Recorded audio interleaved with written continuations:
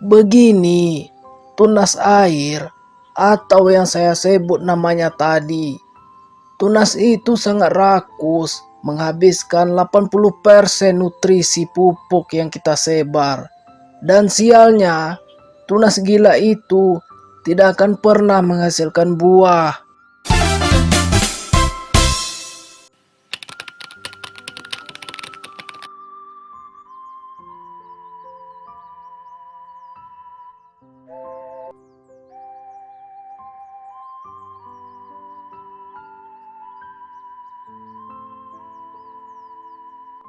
Wah, Pak Joko, itu jeruk dari kebun belakang rumah toh? Hahaha, ya begitulah Jang. Loh, kok bisa besar dan mulus gitu, Pak? Padahal bulan lalu saya niat mau minta sebiji atau 2 kilo paling banyak.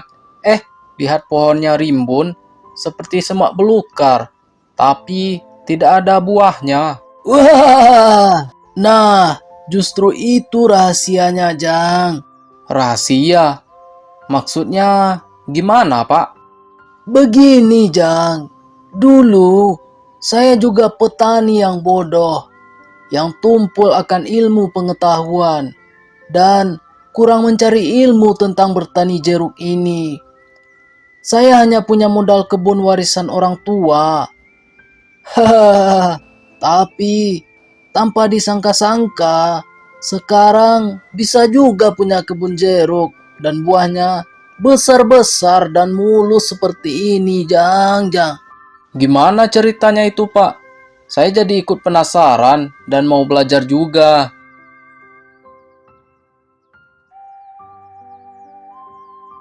Begini, Jang. Awalnya, saya pikir kalau pohon jeruk itu rimbun dan daunnya hijau royo-royo, buahnya bakal lebat, besar, dan banyak malahan. Toh, batangnya juga rimbun kan? Tapi, ternyata salah besar, Jang. Loh, kok bisa salah, Pak? Bukannya kalau daunnya subur, berarti pohonnya sehat kan, Pak? Ah, itulah pemikiran orang awam yang bertani dan belum punya ilmu yang cukup. Kalau mau, Mamat dan Ujang, besok ikut saya ke kebun jeruk saya. Biar kita kupas tuntas ilmu yang saya miliki. Boleh, Pak. Tapi sebelum itu, untuk bayarannya, tolong bayarkan kopi saya setengah sama goreng pisangnya 5. Oke, Jang, Mat. Ah, si Bapak, ada-ada saja. Gimana? Kalau nggak mau ya nggak apa-apa. Ah, lu Jang, uang 10.000 aja demi ilmu, nggak mau. Udah sini, gua yang bayar, tapi utang dulu. Hah, dasar Mamat Pea.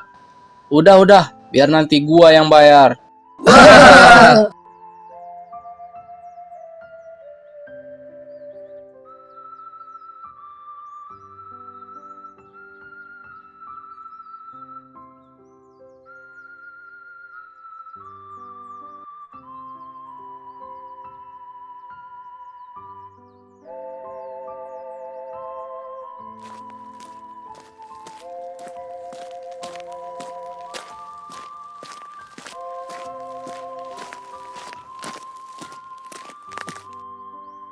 Assalamualaikum, Pak Joko.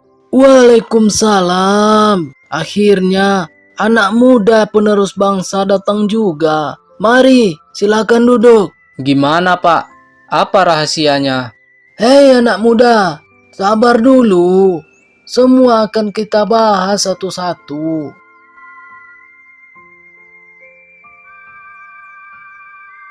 Jadi begini, bulan lalu si Adit anak pertanian itu main ke rumah.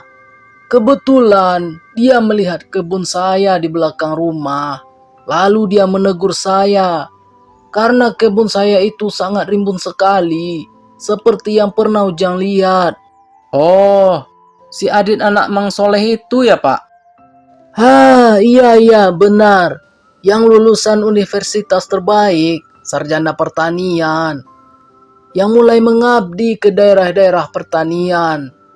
Nah, dari situlah saya belajar kalau bertani jeruk itu tidak cuma pakai modal pupuk yang mahal, tetapi harus tahu yang namanya sistem pemangkasan 139. Lah, sistem apaan itu, Pak? Kok kayak rumus matematika? Wah, kedengarannya memang seperti itu. Seperti rumus matematika. Tapi sebenarnya itu seni mengatur cabang pohon, Mat. Oh, jadi begitu ya, Pak. Lalu, apa maksudnya, Pak?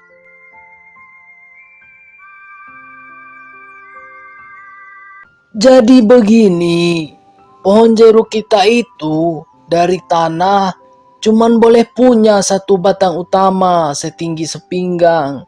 Nah, di atasnya kita potong agar tumbuh cabang baru. Tapi ingat, jangan dibiarkan tumbuh semua. Pilih hanya 3 cabang primer yang paling kuat, yang arahnya menyebar seperti huruf Y. Lah, sayang dong, Pak. Dahan-dahannya kan bisa menghasilkan buah.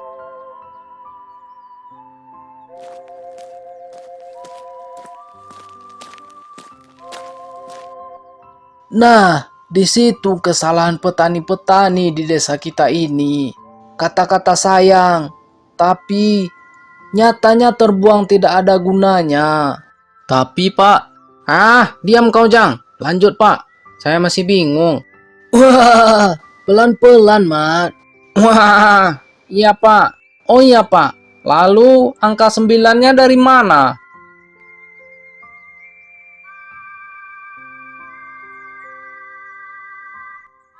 Angka 9 itu dari 3 cabang utama tadi, masing-masing dahan kita biarkan menumbuhkan 3 cabang baru.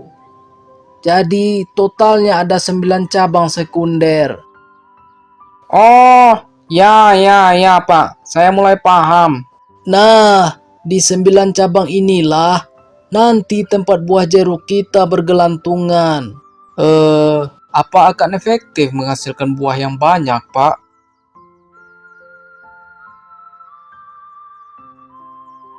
Begini, Jang. Kita tidak hanya berbicara buah yang banyak, tapi buah yang berkualitas. Bukan begitu, Jang? Oh, ya, Pak. Saya mulai paham. Nah, karena cabangnya teratur, nutrisi dari pupuk tidak rebutan dan langsung fokus ke buah.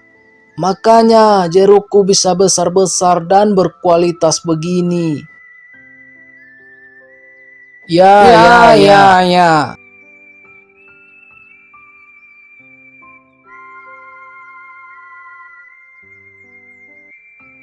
Tidak berhenti sampai di situ.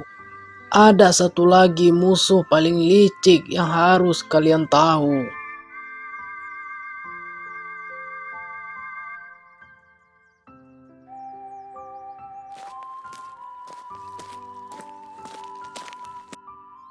Lah, apa itu, Pak?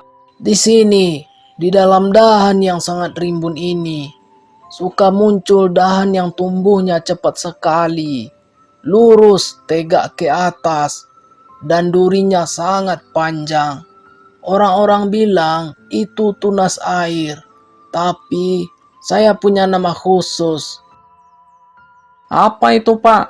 Saya menyebutnya tunas gila. Hah? Tunas gila? Kenapa dinamakan tunas gila, Pak? Ya, karena sifatnya gila dan serakah, Jang. Gimana maksudnya, Pak?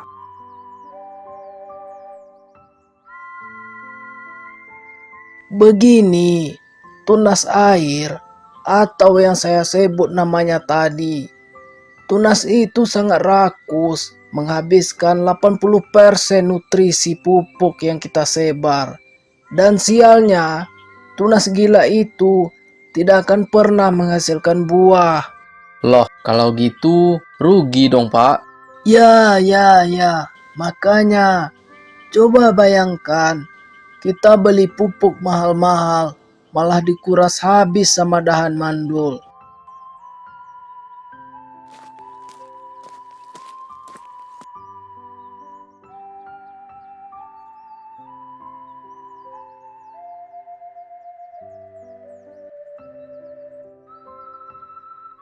Jadi, bagaimana pengendaliannya, Pak? Nah, kalau melihat tunas itu di kebun, langsung ambil gunting, potong habis sampai pangkalnya. Bagus sekali penjelasan Bapak.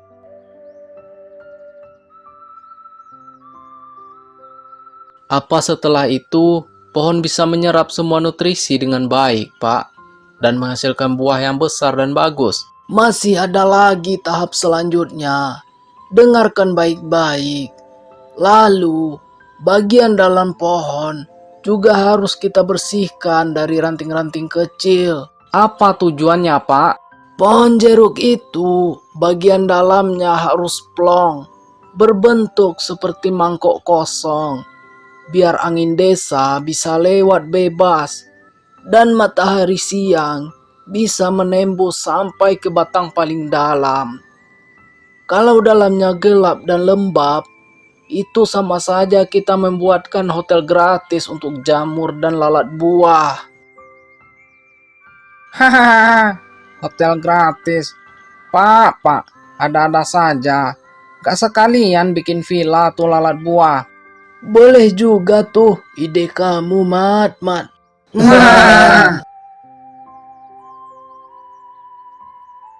Pantas saja jeruk di kebunku sering busuk dan rontok sebelum matang. Soalnya, seperti yang Pak Joko bilang, di dalamnya rimbun sekali, Pak. Nah, itu dia masalahnya. Wah, gawat itu, Jang. Pasti lalatnya udah bikin kampung di dalam. Gak bisa dibiarkan itu, Jang. Kalau begitu, harus cepat-cepat dibersihkan sekarang. Oh iya, Pak. Saya permisi dulu. Saya mau basmi semua tunas-tunas gila itu di kebun jeruk saya.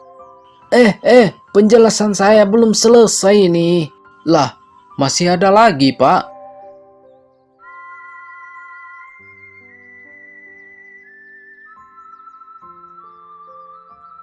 Nah, sekarang tahap pemulihannya setelah dipangkas. Ingat, bekas potongan yang besar, jangan lupa diolesi fungisida, biar tidak infeksi. Kalau kena hujan malam hari, besoknya baru beri pupuk NPK yang tinggi kalium, karena dahannya sudah rapi. Makanan dari pupuk akan langsung lari 100% untuk memicu bunga dan membuat rasa jeruk jadi manis lagi. Baik, Pak. Kami mulai paham sekarang. Oh iya, Sobat Tani, tetaplah selalu memperhatikan tanaman dengan membuang daun yang tidak efektif dalam proses pembuahan pada tanaman.